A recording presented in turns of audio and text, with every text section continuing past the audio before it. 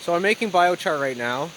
I have an opportunity to kind of walk you around my land. I might, depending on how I edit these together, they might be all in the same video. They'll probably be separate videos.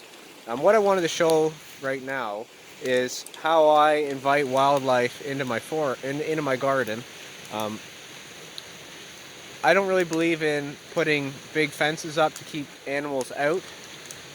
I think that this land was theirs before it was mine, and I only have a family. I have a family of 5 with 3 kids, 3 boys, um, and I can grow enough food here easily for myself, my family, my community, and also for the wildlife that live here.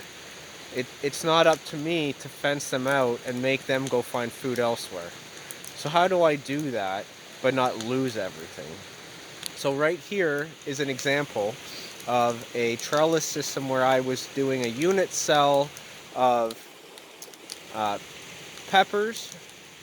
Oh, this is really hard. Peppers in the corners, and tomatoes growing up straight vertically, and in the middle was zucchini. So the zucchini was allowed to kind of occupy a lot of the bottom space. The tomatoes came straight up and got up over the zucchini, and the peppers were growing all in and around. And then I sprinkled marigold, um, and I lined the garden with garlic and onions.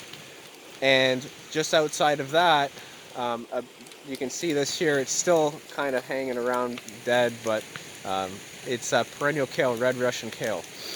So the bunnies come in and they actually really like this stuff, and they'll eat this. And I don't really mind that much because I have so much of it, and it's good, healthy stuff for the bunnies. And they poo right in and manure my garden for me, and then they eat my kale, and I get to kind of hang out with them, which is really nice. They're getting used to me, so they don't run away anymore as much.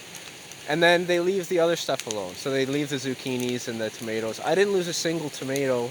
I didn't lose a single pepper, a single zucchini to any of the rabbits. They just loved up this feast that I gave them on the border, and they left it alone. And then I got the side benefit of having little piles of rabbit manure everywhere, which I just put right in the garden, because you don't have to compost rabbit manure. It can go right in. It's a pretty slow compost system.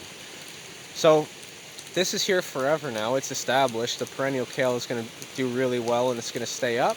And my garden now can invite the wildlife in, but I don't lose anything. And just as an example to that as well, I have this peach tree right in the middle of the garden.